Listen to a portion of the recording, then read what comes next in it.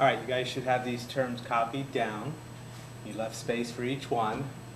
Today we're going to learn how a battery works, the difference between a wet and a dry cell, and how a battery consists of electrodes. Yours will have copper and zinc, and an electrolyte. Your battery you're going to build today will have saline.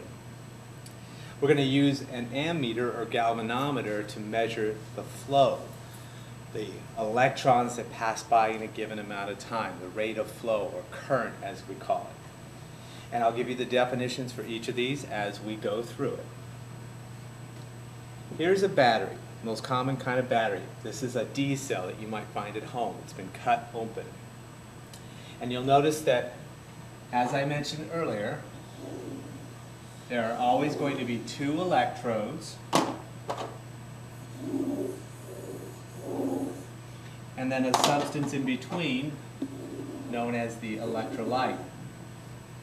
In this case, this is called a carbon battery because this rod is made of carbon, and the can that contains the battery is made of zinc, abbreviated ZN.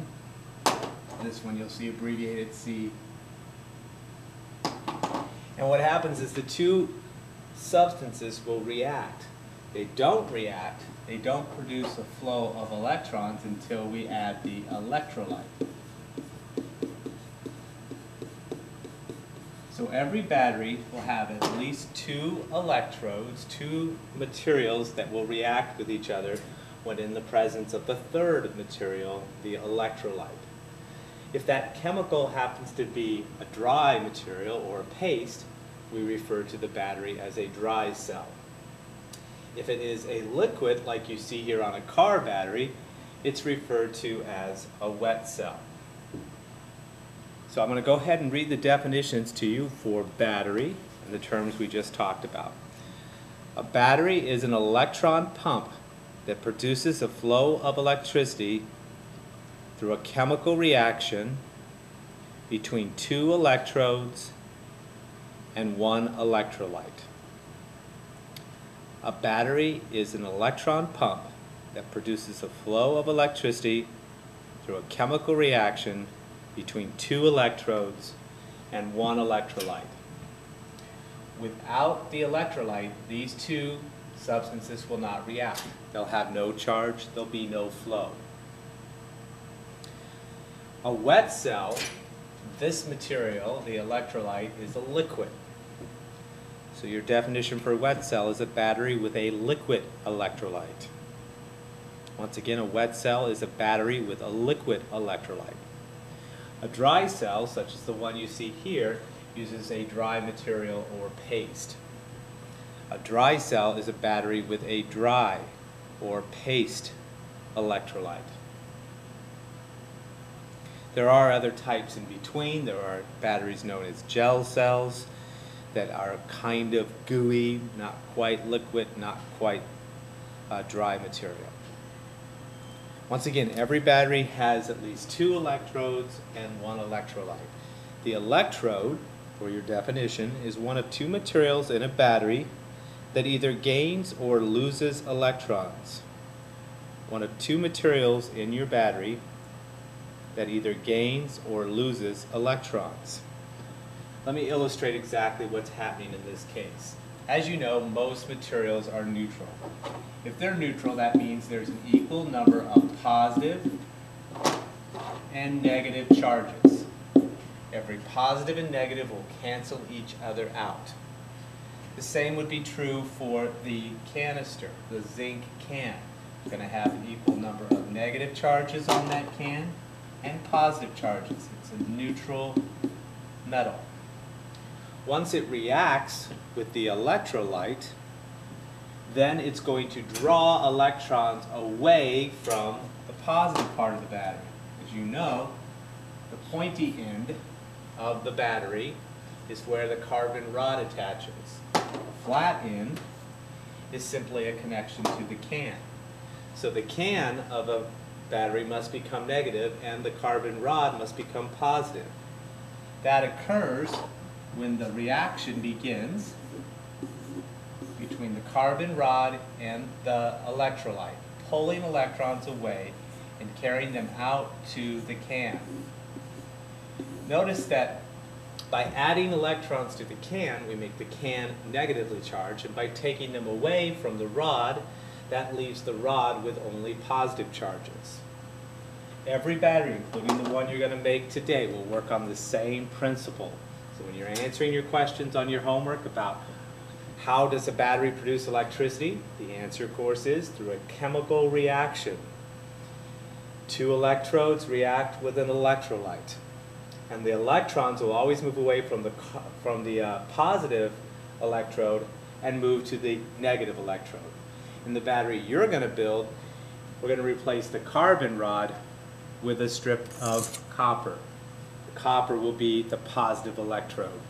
We're going to replace the can with a strip of zinc.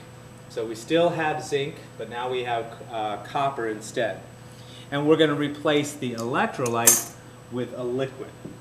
In the case of your battery that you're going to build today, the electrolyte will be a substance known as saline. The common name for that is, of course, salt water. So the salt water, the saline, or the paste here is an example of the electrolyte. Your definition for electrolyte should say the substance between the two electrodes that allows the chemical reaction to take place. The substance between the electrodes that allows the chemical reaction to take place. It probably would be a good idea to include some examples of each of these. For electrodes, some of the materials we've seen here: carbon, zinc. Your battery is going to have copper, Cu, copper. There are many other battery designs.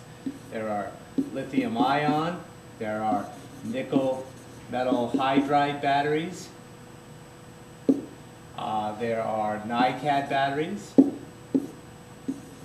and each of these uses a different kind of material to react. Okay. Certain materials work very well as electrodes. Certain materials work very well with those combinations as electrolytes, and will give you more or less current depending upon the substances you chose to use. Here's a diagram again showing you the carbon electrode and the zinc electrode, and the electrolyte being the green in between. We're going to pull away electrons from a carbon rod, carry them to the zinc electrode, making this positive and the can negative. Now in the wet cell battery, you notice we have two different materials. We have lead plates and we have lead dioxide plates. And we have what you guys commonly know as battery acid, essentially sulfuric acid, that causes those two plates to react, producing electricity. Car battery can produce a great deal of flow. Doesn't need a lot of voltage, but a great deal of flow. While a car battery might in bursts produce over 550 amps, imagine a big gush, a big flow in short bursts. It doesn't have tremendous pressure. It's only 12 volts. A battery gains voltage as we add additional plates. As a general rule, 2 plates will typically give you 1.5 volts. By adding more plates, we increase the voltage. We get another 1.5 volts. We keep doing that until we reach our 12 volts. If you think about it this way, a D-cell battery has 2 plates inside, the outside and the rod, giving you 1.5 volts. You add a second battery to the top. We all know we're supposed to connect the pointy end of the battery to the flat end of the next one. And by adding them in this fashion, you add more voltage. This pair of batteries produces 3 volts. We'll talk more about this arrangement of attaching batteries together later on when we discuss series and parallel circuits. For now, I just wanted to point out that the battery consists of many plates. By adding additional plates, we increase our voltage. You might notice that a car battery is quite large. Typically, the larger the battery is, the more flow we can get from a battery. If you look at these common household batteries, you might make the wrong conclusion about their current and their voltage. Many people assume that the bigger the battery is, the higher the voltage. Although most of you know that this battery is 9 volts. Some of you may or may not know, if you read off the battery, that most of the other common batteries found around the house, such as a D or C, are 1.5 volts. A AA, a AAA are 1.5 volts. Many small button batteries, watch batteries, are also 1.5 volts. Some are 3 volts. They tend to be a little bit larger around. But you can't look at the size to know the voltage of the battery. To know the voltage, you have to know the type of material used, type of electrolyte, and the number of plates inside are the most important. Let me show you what I mean. Let me show you how this battery happens to be a 9-volt battery. If you cut it open, you'll see that there are actually a bunch of separate batteries. Each of these batteries have 2 plates, 2 electrodes, and each individual piece will make 1.5 volts. So if 2 of them are 1.5 volts, we get 3 volts here, plus another 3, plus another 3. 3 plus 3 plus 3 is 9 volts. So a 9-volt battery is actually several cells, 2, 4, 6 cells, all working together. Just like we talked about on the last slide, where you hook up batteries in this fashion, you can add the volts together. And the 2 of them together would give me the 3 volts you see here. So anytime you see a battery with more than 1.5 volts, typically you're going to find multiple cells inside. This battery might surprise you to know it's actually 12 volts. This would be the largest voltage of all of the batteries you see here. Now, if you recall, I told you earlier that a car battery is also 12 volts. Does that mean that this tiny battery, that's about 1 inch long, is going to be comparable to this battery that's 1 foot wide in your car to start your car? Could you start your car from this battery? Could you take your jumper cables and put them on this tiny little battery you can carry in your pocket and start your car? The answer is, of course, no. The difference is this battery can produce a tremendous amount of current, whereas the small battery cannot. When you look at batteries and you try to determine how much flow, how many electrons they can pump out in a certain amount of time, size is a good indicator. The bigger the battery, typically the more current it can produce. The smaller the battery, the less current. A watch battery doesn't need to supply much current to keep a watch going. Very little current is required for that. Whereas a flashlight, the light bulb, takes a tremendous amount of current and will use larger batteries. You might find it interesting to note that you could put these batteries in a flashlight that takes these batteries if they were physically long enough to touch. It would still light the light. The difference is this battery would last much shorter time. So we use bigger batteries when we need more flow.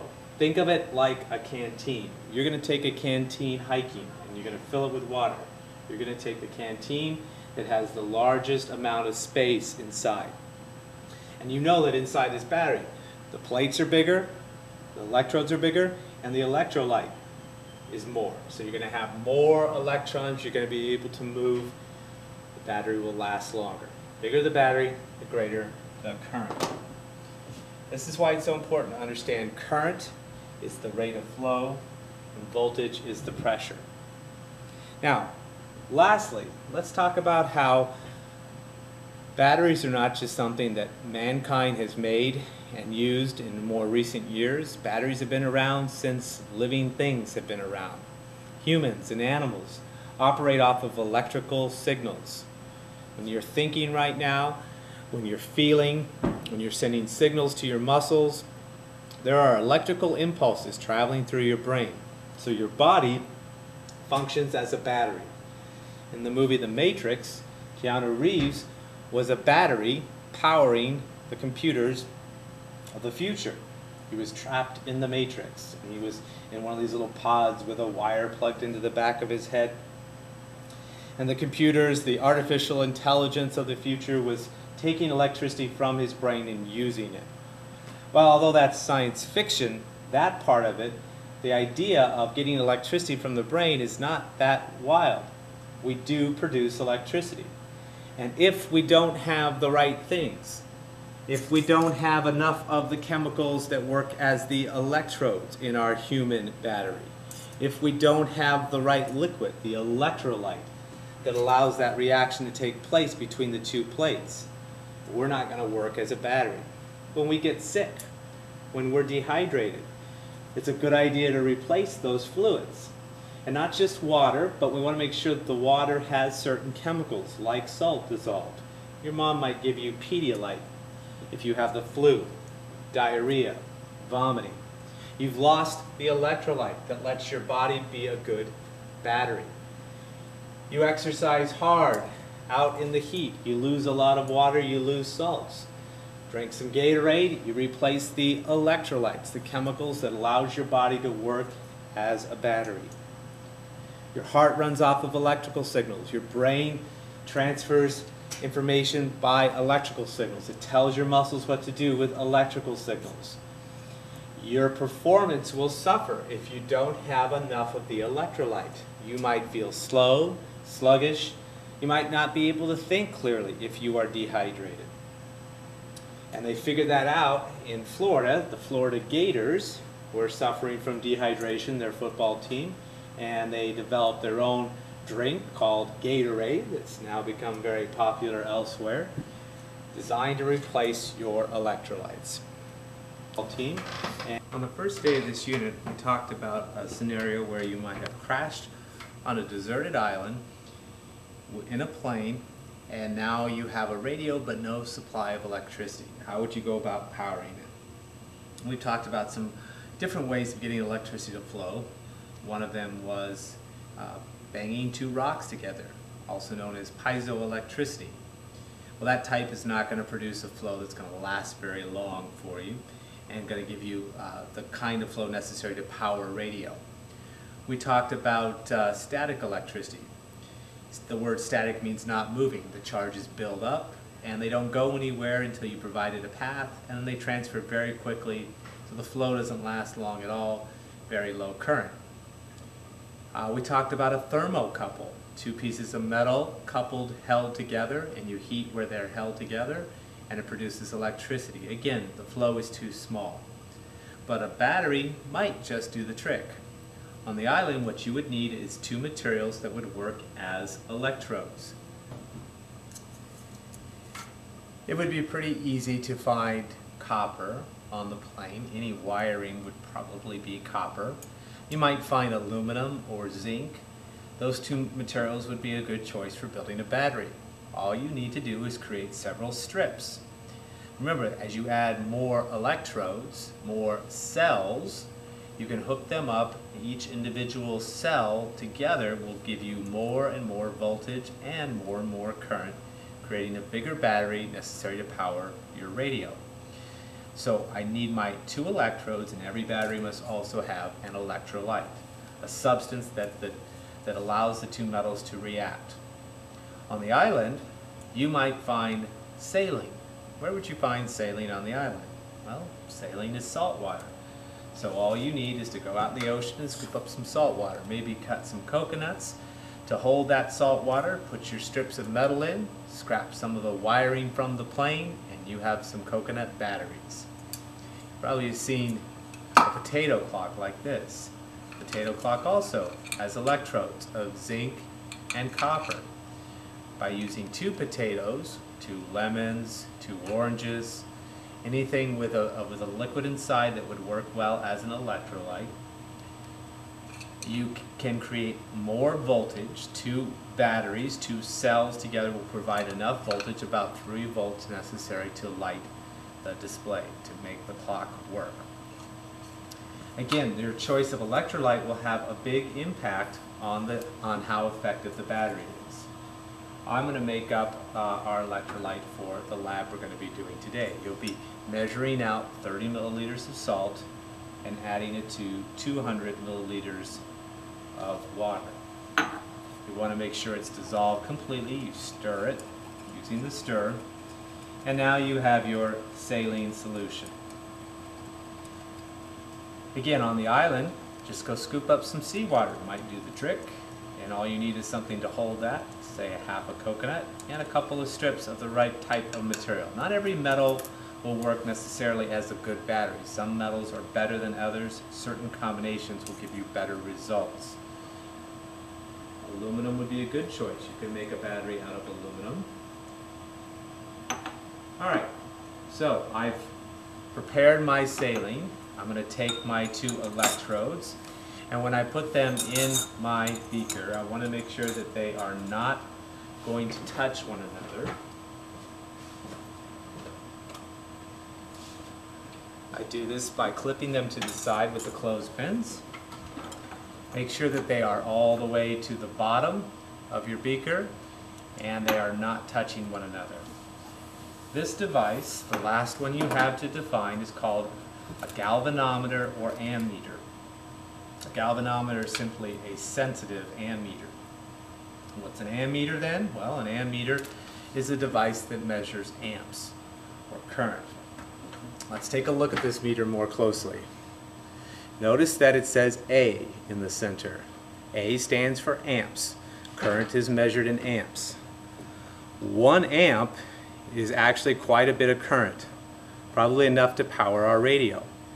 Certainly enough to cause serious injury if a human receives a shock of 1 amp or more. This meter can measure all the way up to 5 amps, far more current, far more flow than our battery will produce. Notice that on the top of the ammeter, a galvanometer, we have several different connections. These are referred to as taps. The one on the right we always use. That's the positive connection to our battery. And since we know that the copper will be the positive electrode, we want to hook that one to the red terminal. Because we're measuring such a small amount of current, we're going to use the one on the opposite end for the black. That means that this, if we're using this connection, it's going to measure up to 50 milliamps. Little m, big A means milliamps, a fraction of an amp. So now if the needle were to go all the way over here to the right, we're reading off the bottom scale, which means that would be 50 milliamps. That would be 10 milliamps back here. So make sure you attach to these 2 connections, and the red one goes to copper.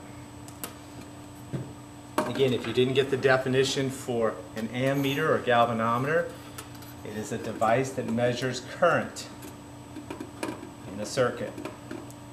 And current, as you know, is the rate of flow. It's as if you have a little guy there sitting on the wire for you, watching as the electrons go rushing by, and they're keeping track of how many pass in a given amount of time. Now, you might notice that right now the battery's producing no current. It's at 0. The reason for that is no electrolyte. Without an electrolyte, we cannot produce flow. We must have an electrolyte to get the electrons flowing. So I'm going to go ahead and add in my saline, and we'll see that the reading goes up and reaches a peak, and then it falls back down. This is typical for most batteries. As they begin to produce electricity, we first see a peak, and then it stabilizes. Now you might also notice that if you look closely at the battery itself, you'll see that surrounding the zinc electrode are little bubbles. Little bubbles interfere with the electrolyte touching the electrode. They form because of the electricity that's flowing through the meter right now. Notice what will happen when I stir the electrolyte. I disrupt some of those bubbles, and you'll see that the meter will go up slightly. When I take away the stir, the reading falls. and then stabilizes again. Make sure when you take your readings you allow it to stabilize. You're going to take a reading when you first add the electrolyte. You'll wait a few seconds and you'll take your reading, and then you'll let it fall, what we call stabilize, where it no longer continues to drop. Right now you can see it stabilized right about there. And we'll take our second reading. You're going to be measuring the current with half of the electrolyte in and with the full amount in. You're going to look at the top, the peak reading after a few seconds, and you're going to look at the reading after 10-15 seconds once it's had a chance to stabilize. Now, you might notice that if I change the electrolyte, I'm going to keep the same electrodes, and you change the electrolyte, this time I'm going to use sulfuric acid. What do you think is going to happen? Am I going to get more or less current? Well, the sulfuric acid is going to cause a stronger reaction between the two electrodes, producing more current. Of course, as you might have guessed, the battery will use itself up, will burn through the materials much quicker with this type of electrolyte, but it does produce a higher current.